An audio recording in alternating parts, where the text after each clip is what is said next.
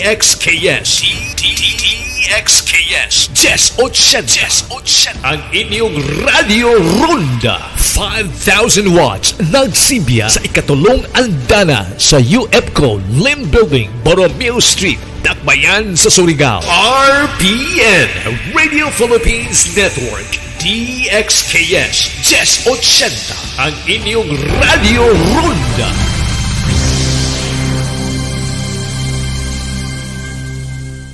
Kining mosunod nga programa binayran ang bisan unsang pamahayag sa magsisibya iyang kagalingon o walay labot kining maong istasyon.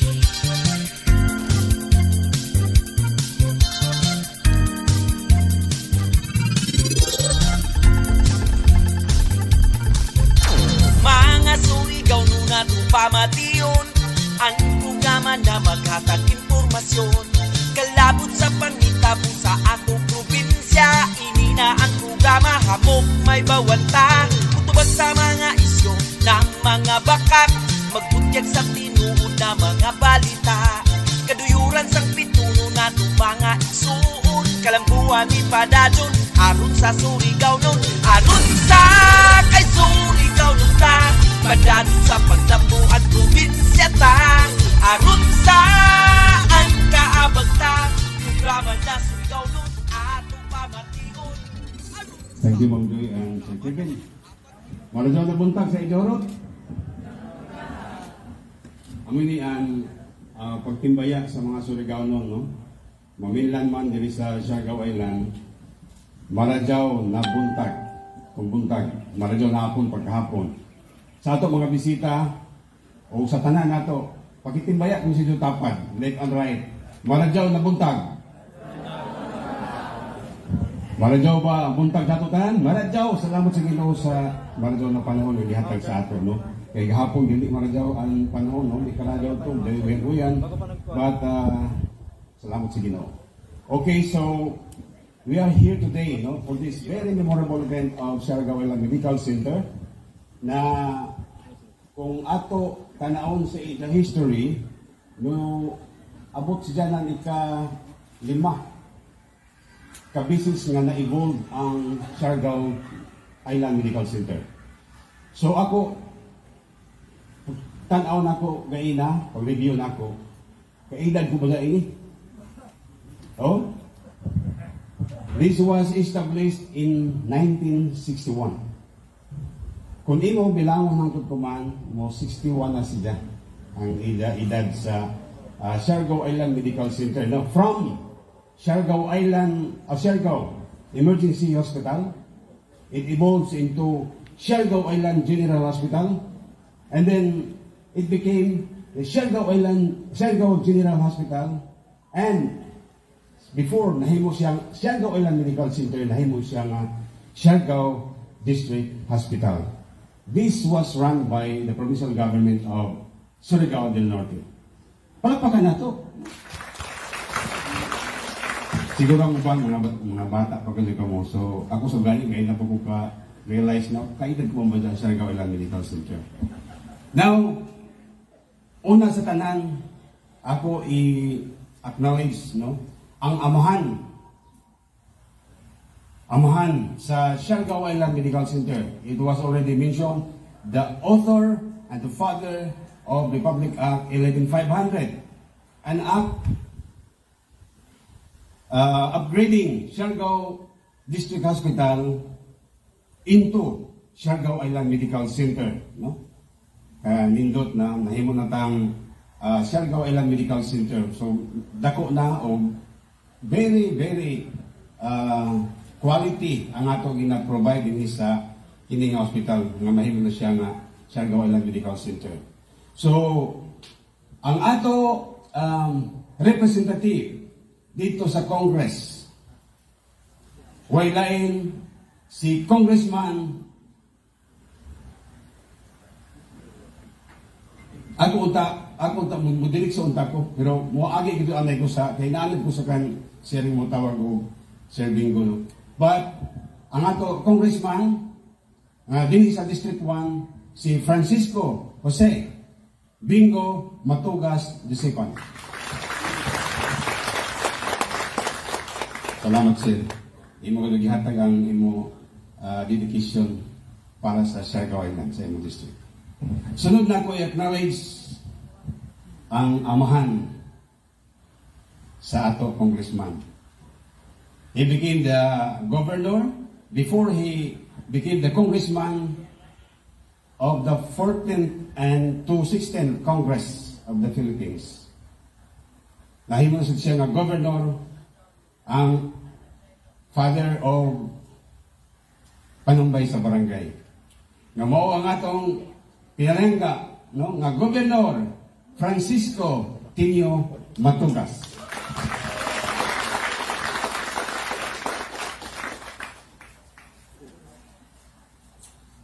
So nako ipakilaya nato mga kaiban ni Governor at mga local officials. Very familiar, no? Di lamang sa Surigao Island, mao ang atong board member. Number 1 na board member sa last election. Magkalaon kong sa tanan ng mga engagement dito sa province, sa committee hearings, sa joya mo mga hangyo, dili ka doon siya mo balibad sa amo or mahata ka doon ng panahon. Ang ato board member, the chair, Committee on Health, sa Sangguniang Panalawigan, way lain, kundi si board member, Bully Navarro. Actually, usual na nagulit board member Bully, pero ang tinood na ngayon, Constantino, no? Bully Navarro IV. So, natin pakilaya, of course, diyaw man din ang ato mga kalendain ng mga bisita, no? Like gawa sa ato kaibanan sa Department of Health. Ako tinguha nga mapakilaya sa inyo ang ato mga bisita na sige nang sila nga kanhi sa ato sa Surigao Island. Pero hindi ko man among pinaka memorable, no, sa taglaw pagay na memorable event for Surigao Island Medical Center. Going back during the time ni Secretary Ona, din sa gihapon ko, that was 2011, 2011. Gibisitahan ni Secretary Ona upon repair and renovation wapa sa Karadaan Surigao District Hospital. Now, unahon ako pag tawag ang officer in charge, but before he became the officer in charge, he was the chief of Southern Philippines Medical Center. Partner ni siya sa provincial government of Surigao del Norte, nga engaged si Governor Matugas, ngini, ingon masab sa SPMC, no? Nga naatay mga doctors nga gideploy din gani, naatay mga post residency training ng mga doctors nga na-assign din not only in Surigao Medical Center but also in Surigao del Norte Provincial Hospital. Ako tawagon ang ato Bisaya gyapon siya mo to ganahan ko din mga Bisaya kay para mahibayusog sila ono ang Surigao, no? Wala gahapon gani si Asik Peden nga ingon siya kay hapon nga wa mo pasabot ato. Di mga katupad kay gabi man to galug makalayo mga Bisaya. Ako tawagon o ako i-recognize ang ato OIC of the Office of the Secretary of Health, Department of Health, OIC, no? Leopoldo Bong Vega. Mahamat naman sa mga Bong, no? Kung nakot pa si Senator Bong Yapo na to. Okay. So, sunod na ko i-recognize uban sa iyang team mao ang Field Implementation and Coordination Team for Visayas and Mindanao. I met him the first quarter siguro to sa 2022 there at Caraga Regional Hospital for a meeting with RD Kasyon. So, di na ako dugayon ang ato Assistant Secretary, usasab siya sa Kabisaya, Assistant Secretary Roy B. Ferrer.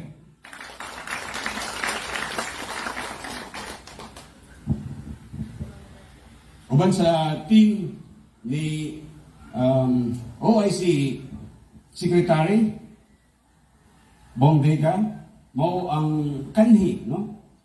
Kanhi DTTV sa Dapa, Surigao del Norte. May namdom pa ito sa una, nag-istorya ni Gabi, while dito mi sa invitation ni Governor, o panihapon, waya ko magkakilaya.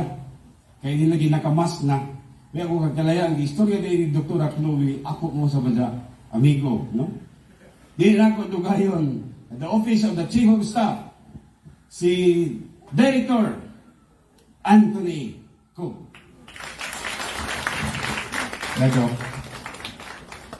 mura mag last week ko to do, ayaw pa ka DTTV, Command Director naman ka. Of course, our very own, very supportive Regional Director of the Department of Health, CSD Caraga.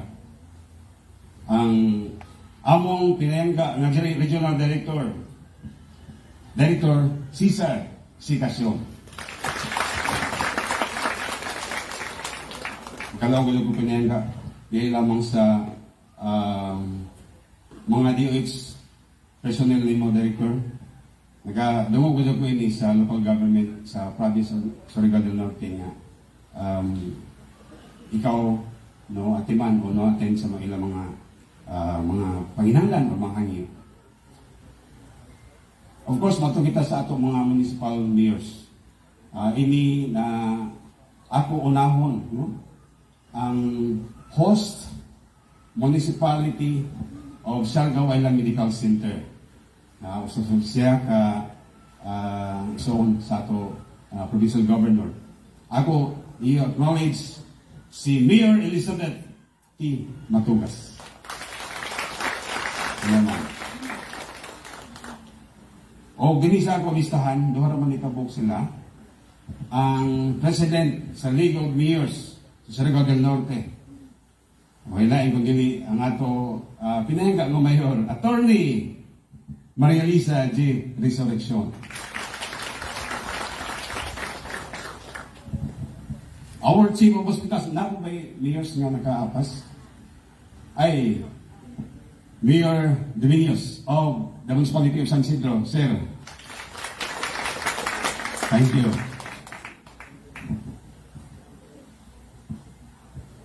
And of course, we have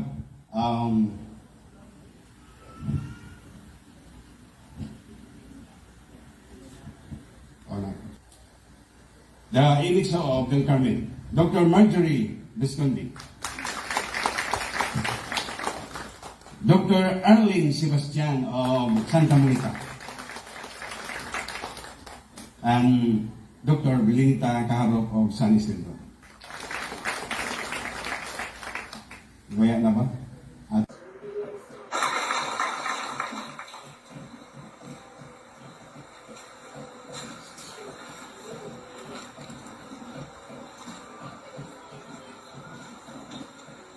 salamat karajaw sa ato MCs, Mr. Kevin Sam and Miss Joy. Ayan, thank you very much. Marajaw na buntag, Siargao. Grabe ka exciting ang ato event kuman. No, kay for the longest time, na-realize na namo USEC, Director, and ASEC, na-realize na namo mga Siargao nun ang amo damgo, no, na makabaton o isa kadako na hospital ini sa isla ng Siargao. So sa ato mga bisita, especially from DOH, no, USEC, Bong Vega, ang atong ASEC Roy Ferrer, si ASEC. Ang atong Regional Director Cesar Casion, and also Director Anthony Co. No, thank you very much for helping us realize our dreams. Sa atong province na nakukulod ang tabang no, na ma-realize ang ato damgo rin sa Surigao na pinangulungan ng ato Governor Lalo Matugas na itong over na gano'n ang ato ato sa ato Department of Health. And of course, without the support ng ato board member na amoy chairman sa Committee on Health na nangusog gano'n na ma-realize ang inyong transfer ng property at ito sa buwis. Si board member Bully Navarro. Inibalan ang suporta ng ato mga mayor, ng inuman, ang ato mayor, ato host mayor din sa Dapa, Mayor Abet Matugas, ang ato president ng Mayor Snake, si Mayor Lisa Resurrection, sana si Mayor Palong Babinos ng inuman. Iba ng mga kapitalis ng barangay kanan munisipyo ng Dapa sa representative sa office ni Congressman Lago Anapek. Finally, ang atong mga partners dito sa Surigao District Hospital na pumahan Surigao Medical Center, sila Dr. Higal, Dr. Tang, Dr. Lasala, Dr. Nikki, mga medical health officers na nagkalain-lain na lungsod. Sana of course ang personnel na incoming nato na hospital ang personnel ng Surigao Island Medical Center. Ako pagpakan sila na sila na magagawa ng trabaho ang frontline dito. Maradon na untag sa atong tanan. Thank you so much to all of you for making this day happen finally. This is a collective effort of the House of Representatives, the Senate, the Department of Health, and the provincial government. I authored House Bill number 0635, which seeks to upgrade Surigao Island District Hospital into a Level 2 General Hospital to be known as Surigao Island Medical Center, increasing its bed capacity, upgrading its professional healthcare services and facilities, authorizing the increase of its medical personnel and appropriating funds therefore. Senator Bongo sponsored the Senate counterpart bill and pushed for its approval in the Senate and shepherded it until it was finally signed into law by our President, Rodrigo Roa Duterte. So dako karaja ang tabang ni Senator Bongo sa ni President Duterte na ma-realize in Napo Hospital. After its enactment on November 13, 2020, as Republic Act 11500, the DOH Central Office, the DOH Caraga, and the Surigao District Hospital and the provincial government, particularly the transition team, hindi man si Atty. Sander Plaza, part of the transition team, made sure that this dream of the Surigaonons is realized today. It is said that a man's toil is meaningless if at the end of the day he does not know for whom he is toiling. So who is this toil for? At the heart of every project and every bill that I work for as a congressman are the Surigaonons and their well-being. My legislative agenda is centered on Surigaonons' total development, for I believe that every Surigao is Bhakti or has the potential to be Bhakti when supported or developed. I push for the enactment of RA 11500 to address the healthcare needs of our people so they can live healthy lives and their skills are developed to the fullest. Surigao Island was dubbed as one of the best islands in the world, but we were bashed by our fellow Filipinos for the inadequacies of our hospital and for our lack of emergency facilities. Witness si Dr. Tan, kitagpa sila ng mga artista na na-admit din. We were hurt at first, but these things would lead our long-time clamor for better health services for our own people worth listening to and justified. The pandemic made our cry more urgent, which expedited the bill's passage in November 2020. This is one proof to us that truly every setback is a setup for something better. Today, I welcome you all to the realization of our dream. Of all the bills I filed and passed in Congress, this is the legislation I am most proud of.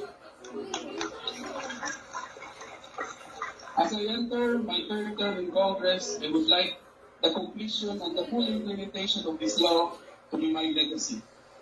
I will not stop until every detail of the law is fully implemented. I look forward to the day when Siargaoans see with their own eyes the new hospital building, the state-of-the-art medical technologies and facilities, the best care of our specialists, and excellent medical professionals. Again, congratulations sa ating tanan. And I thank you all, especially our health workers and our dear frontliners, for your bagtit na servisyo for all of us Siargaoans, and to all who love Siargao. Cheers to the new Siargao Island Medical Center. Mabuhay ang Siargao Island Medical Center. Kaladyo kita Siargao. Salamat kaladyo na natunga na ang ato tango kumo. Maradyo na busa.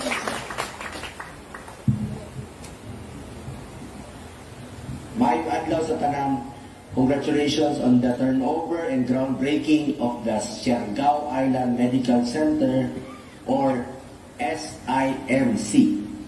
Natutuwa po ako na opisyal na ang pagiging DOH Hospital ng SIMC sa pamamagitan ng pinasa nating batas, ang Republic Act 11500, na upgrade natin ang Siargao District Hospital.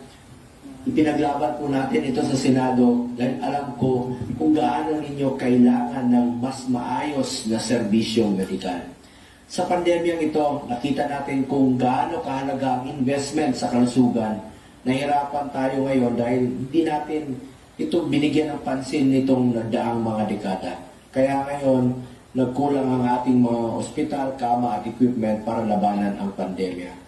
Kailangan din nating palakasin pa ito dahil hindi natin alam kung ilang pandemya pa ang darating sa buhay natin. Huwag po nating hintayin na tuluyan ng bumigay ang healthcare system natin at malagay sa panganib ang buhay ng ating mga kababayan. That is why, so far, I have successfully sponsored the passage of 39 laws, upgrading or establishing public hospitals all over the country. Another 30 hospital bills are up for the signature of the President. As Senator, I have also authored laws that will address immediate and practical needs of Filipinos.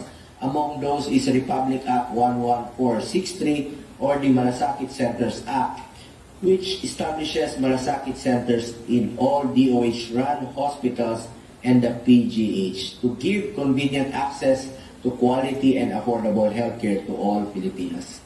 Karon naana tayo Malasakit Center, kung naamoy Malasakit Center diha sa Siargao Island Medical Center na pwede ninyo duulan. Nasa isa ka kwarto na sa ospital ang upat ka ahensya sa gobyerno, ang PhilHealth, PCSO, DOH o DSWD na mutabang sa inyo para gid ni sa ato mga kaigsuonan na poor and indigent patients. Finally, I also want to take this opportunity to express my gratitude to our healthcare workers for your sacrifice and service to the Filipinos. In the Senate, I authored and co-sponsored Republic Act 11712 to ensure the continuous provision of allowances to our healthcare workers. Sa ilalim ng batas nito, mas maraming healthcare workers na ang makakatanggap ng allowance. Nananawagan naman po ako sa DOH at DBM na bilisan na po ang pamamahagi ng allowances at kompensasyon sa ating mga healthcare workers. Mahalaga ito bilang pagkilala sa sakripisyo ng mga healthcare workers para sa ating bayan. Muli, binabati ko kayong lahat. Sana ay maging inspirasyon ang groundbreaking na ito para mas mapabuti ang ating serbisyo sa ating mga kababayan.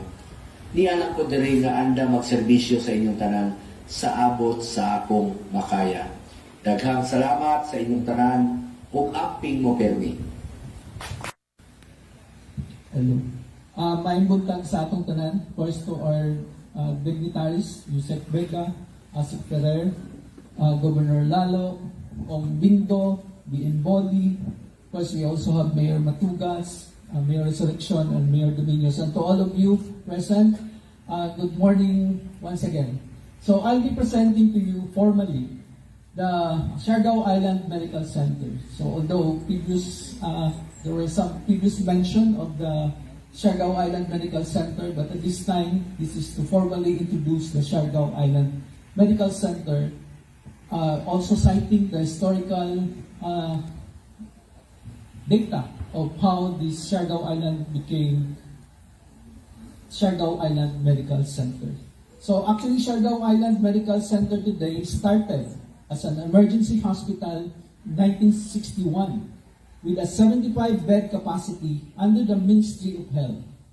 It is one of the 9 district hospitals operated by the provincial government of Surigao del Norte and serving mainly the municipalities in Surigao and Bocas Grande Islands. The name of the hospital changed from Surigao Emergency Hospital, Surigao Community Hospital, Surigao General Hospital, and Surigao District Hospital. Surigao Island Medical Center initially operated at the ancestral home of our provincial governor, Attorney Francisco Lalo T. Matugas. So very historic ang balay ni Governor, no? Kasi this is the first house of the Surigao Emergency Hospital. And in 1964, when the municipality of Dapa was heavily devastated by strong typhoon, the hospital, then a one-story building made of wood, zinc roping, and wooden flooring, was relocated to this very site of Barangay 1, Dapa, Surigao del Norte. The advent and implementation to the Local Government Code of 1992 or Republic Act 7160 caused the devolution of the hospital to the provincial government of Surigao del Norte. Over the years, the hospital's bed capacity dwindled from 75 to 50 beds, then in 2019 to 30 beds, mainly due to inadequate human resource complement. Realizing the difficulties encountered by the hospital brought about by the devolution, and to provide better healthcare services to the residents of the island and incoming tourists, Congressman Francisco C. Bingo Matugas II worked for its renationalization. Thank you, Kong Bingo, for that. Thus, on November 13, 2020, a bill to renationalize and to convert the hospital into the Surigao Island Medical Center to a Level 2 General Hospital with a 100-bed capacity by virtue of Republic Act 11500 or the Act upgrading Surigao District Hospital in the Municipality of Dapa, Province of Surigao del Norte into a Level 2 General Hospital to be known as Surigao Island Medical Center, increasing its bed capacity, upgrading its professional healthcare services and facilities, authorizing the increase of its medical personnel and appropriating funds therefore. It was authored by Congressman Bingo F. Matugas II and sponsored by Senator Christopher Lawrence Bongo, and it was approved by our President Rodrigo Roa Duterte, and its implementing rules and regulations was promulgated on February 11, 2021. So this is already the Surigao Island Medical Center. It shall rise as a 3-story building, fully equipped with the state-of-the-art equipment, facilities, complemented by adequately trained and competent human resources for health as appropriate for a licensed and accredited Level 2 General Hospital attuned to the huge growth potential of the province, of the island. And moving forward, so we are hoping to build this building by the middle of June and middle of July. So hopefully we'll be able to build this successfully. This is a 282 million pesos capital outlay. So there's also another 100 million for the equipment. So all in all, we have for 2022, the budget outlay for Surigao Island Medical Center totals to 385 million pesos. So, we are hoping to build and establish this hospital within the next years or so, and hopefully we'll be able to provide the needed healthcare services of the Suriganos in the coming years, no? Or even up the present, because it's already part of the DOH family. And in terms of licensing, we already are working towards making Surigao Island Medical Hospital into a level 1 hospital hopefully by end of July. We'll be able to comply with the requirements of the licensing division, and it will be operated later on as a level 1 hospital and accredited by our PhilHealth Corporation. And for this facility, we already have facilitated the permit to construct as a requirement for establishing a level 2 hospital. It has already been forwarded to the central office, and we're just awaiting for its approval from the central office. In terms of the human resource, we also have finalized the matching of the current staff complement of the Surigao District Hospital to be incorporated into the Surigao Island Medical Center. So we already conducted oath-taking of those matched to the positions of around 73 positions. So after this, after all the staff of the Surigao District Hospital has been matched, we will be able to proceed already to opening up more items for it to complement the operations of this hospital. And yes, we are hoping that in the next weeks, in July in fact, we will be able to already start the appointment or the screening and opening of our items, the newly opened items. So for your information of everyone, the DBM already has approved the first tranche of 221 items. So the next tranche will be approved later on if we are able to fill up the first tranche of this NOSCA. So we're looking forward, and I think as mentioned by Kong Bingo, there was a setback that it's actually offered an opportunity for all of us. And we're making the most of this opportunity to provide quality health services to our constituents. With that, maayong buntag sa atong tanan, and I would formally now, we have introduced the Surigao Island Medical Center. Again, thank you and amen.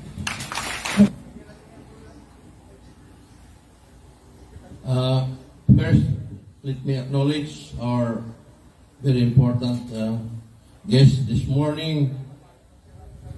Dili naman tali kung you sick, not sick. Bong biga.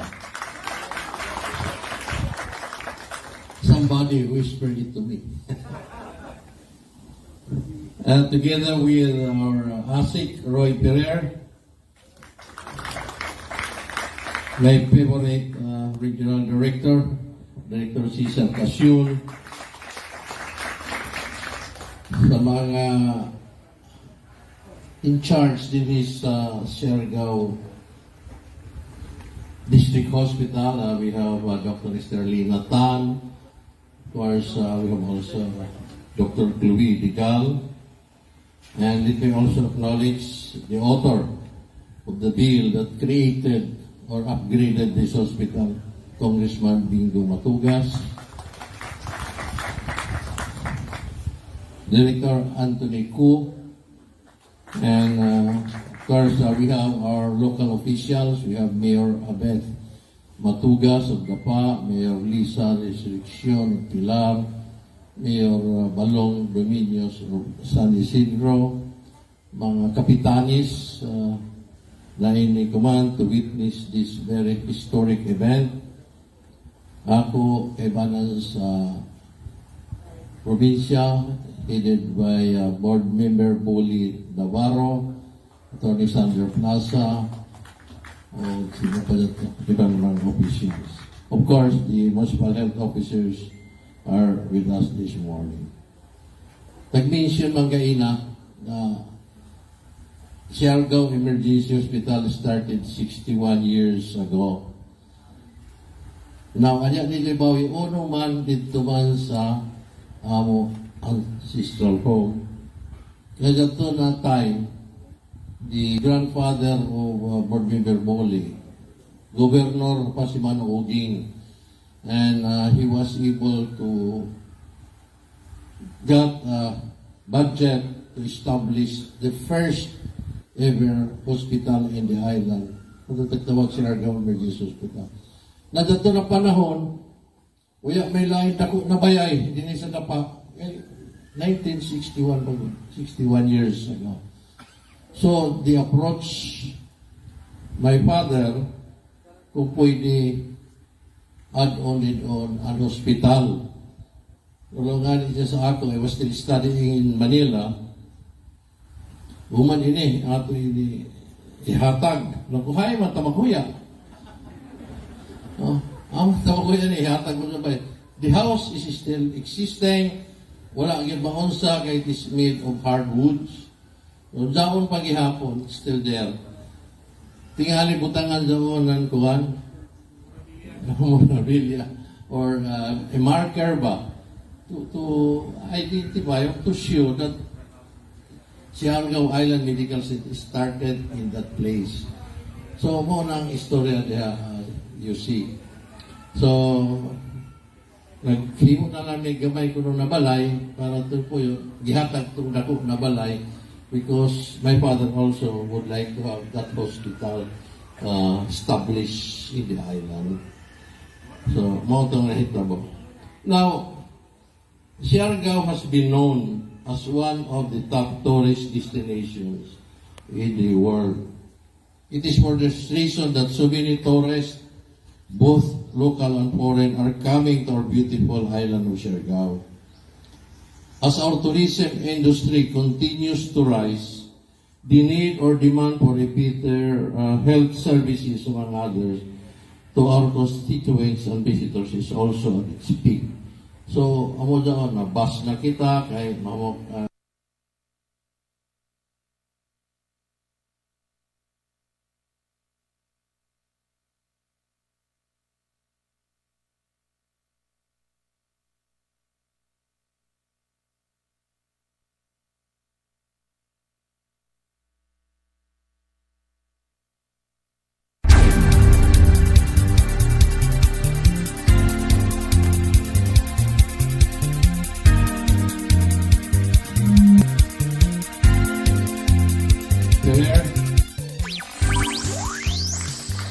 like Director Isa Pasyul, sa mga in charge din is Surigao District Hospital. We have Dr. Esterlina Tan. Of course, we have also Dr. Chloe Bigal. As one of the top tourist destinations in the world. It is for this reason that so many tourists, both local and foreign, are coming to our beautiful island of Surigao. As our tourism industry continues to rise, the need or demand for repeated health services, among others, to our constituents and visitors is also at its peak. So, amo daw na bus na kita kay mamok Sa mga Surigao nun, mutubag sa mga isyu na bakak, magbutyag sa tinuod na mga balita. Arunza, Arunza, kay Surigao nun ta, padad sa paglapo at probinsya ta. Arunza, ang kaabata.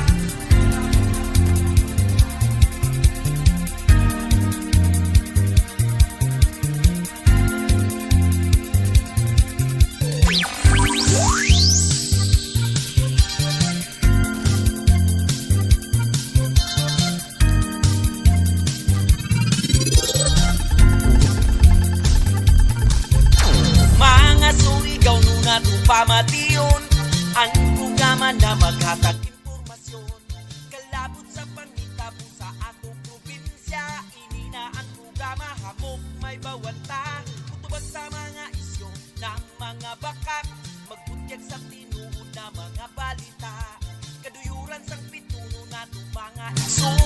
kalambuan ni Padadon, aron sa Surigao nun, aron sa kay Surigao nun ta, Padadon sa paglambuan probinsya ta, aron sa ang kaabag ta, programa na Surigao nun ato pamation, aron sa programa na maghatag impormasyon sa mga Surigao nun, mutubag sa mga isyu na bakak, magbutyag sa tinuod na mga balita, arunsa kay Surigao nun ta, Padadon sa paglambuan probinsya ta, arunsa ang kaabag ta, programa na Surigao nun ato pamation, arunsa ato mabati sa adlaw na Merkulis ug Bernes, alas 9 ngadto sa alas 10 sa buntag, sa adlawng Sabado alas 8 ngadto sa alas 9 sa buntag, aron sa